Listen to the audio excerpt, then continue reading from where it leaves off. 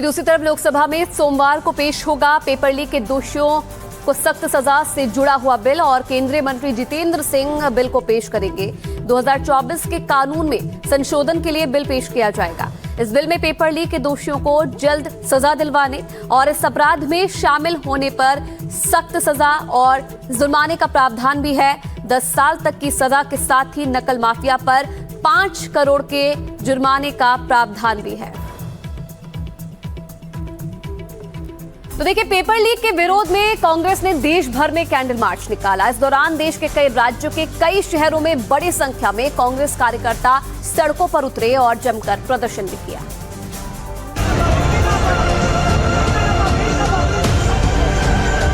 Paper leak के विरोध में देश के कई शहरों में कार्यकर्ता सड़कों पर उतरे।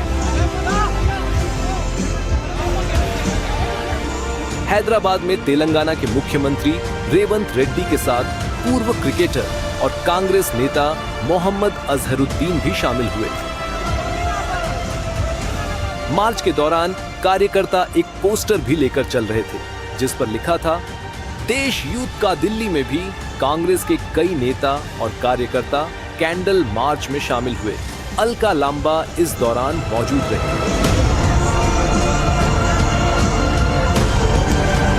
शिमला में भी कांग्रेस कार्यकर्ता पेपर लीक के खिलाफ सड़कों पर उतरे। इस दौरान राज्य के मुख्यमंत्री सुक्खू भी मौजूद रहे।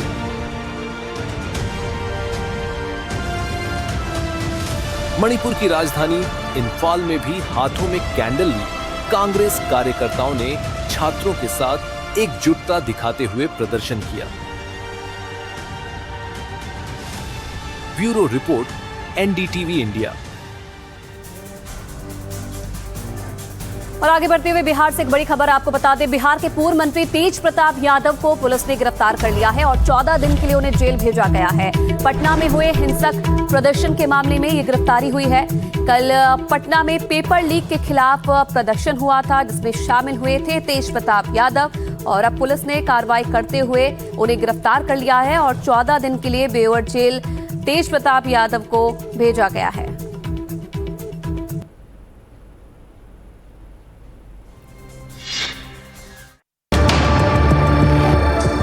बिहार के पूर्व मंत्री तेज प्रताप यादव पटना के एक मॉल में घूम रहे थे।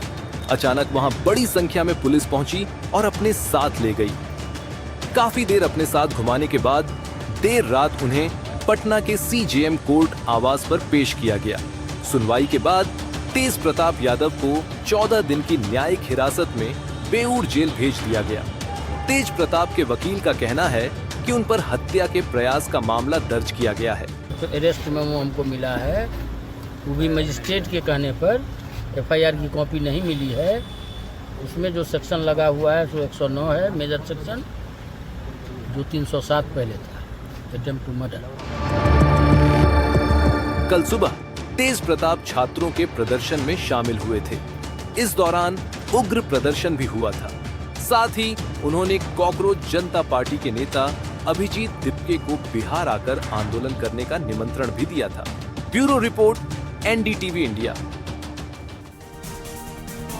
तो वही देखिए, नीट पेपर लीक के विरोध में निकला आक्रोश मार्च बिहार के सीतामढ़ी में हिंसा की आग में बदल गया। प्रदर्शनकारियों और पुलिस के बीच जमकर इस दौरान पथराव भी हुआ। कई वाहन फूंक दिए गए और पुलिस अधीक्षक समेत कई पुलिसकर्मी घायल भी हो गए। हालात इतने बिगड़े कि पूरे जिले में बीएनएस की धारा 163 लागू करनी पड़ी।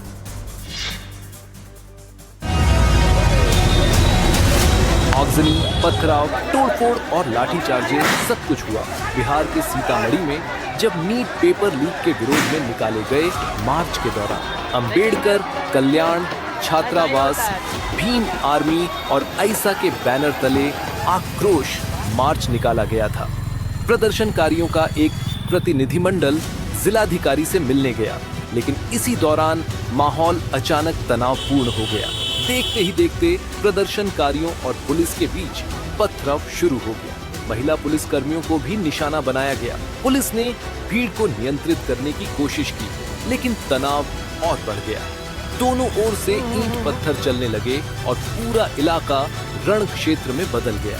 हिंसा में 4 थानाध्यक्ष, 10 पुलिसकर्मी और करीब 20 अन्य लोग भी जख्मी हुए हैं। पुलिस अब सीसीटीवी फुटेज और वीडियो के जरिए उपद्रवियों की पहचान में जुटी है। कानून व्यवस्था बनाए रखने के लिए पूरे जिले में बीएनएसएस की धारा 163 अगले आदेश तक लागू कर दी गई है। Bureau report, NDTV India. वहीं उद्धव और राज ठाकरे की आज संयुक्त रैली होनी है। विक्ट्री रैली निकालेंगे ठाकरे बंधु। धर्मेंद्र प्रधान के इस्तीफे के बाद विक्ट्री रैली निकाली जाएगी। शिवाजी पार्क से सिद्धि विनायक तक ये रैली निकाली जाएगी। रैली को लेकर प्रशासन अलर्ट मोड पर है। तो एक बार फिर से साथ नजर आएंगे राज ठाकरे और उद्धव ठाकरे। विक्ट्री रैली निकाली जाएगी। धर्मेंद्र प्रधान के इस्तीफे के बाद जो है ये रैली निकाली जाएगी। उधर उत्तर प्रदेश के मुख्यमंत्री योगी आदित्यनाथ ने भी पेपर लीक माफिया को अब अल्टीमेटम दे दिया है। यूपी के फतेहपुर में एक कार्यक्रम में उन्होंने आरोप लगाया कि पेपर लीक माफिया कांग्रेस और समाजवादी पार्टी की विरासत है। करके चलिए, माफिया मिट्टी में मिलेंगे, कोई रोक नहीं सकता माफिया को मिट्टी में मिलने से। उत्तर प्रदेश के फतेहपुर में कई विकास योजनाओं की शुरुआत के दौरान योगी आदित्यनाथ ने अपने चिर परिचित अंदाज में आज नकल माफिया को मिट्टी में मिलाने का दावा किया। उन्होंने कहा कि नकल माफिया को 10 साल की कठोर सजा और 10 करोड़ रुपए जुर्माने का कानून सोमवार को संसद में आएगा। इस मौके पर योगी ने कहा कि नकल माफिया कांग्रेस और सपा की शय पर पला बढ़ा था। नकल माफिया ये कांग्रेस और समाजवादी पार्टी की विरासत है। इन्होंने पाला हुआ था, इन्हें यही लोग पालते थे और आज कैसे फिर सामने आकर के अपना चेहरा दिखा रहे हैं। मोदी कैबिनेट ने कल ही सार्वजनिक परीक्षा अनुचित साधनों की रोकथाम अधिनियम 2024 में संशोधन का प्रस्ताव पास किया है। इस संशोधन विधेयक को सोमवार को संसद में पेश किया जाएगा।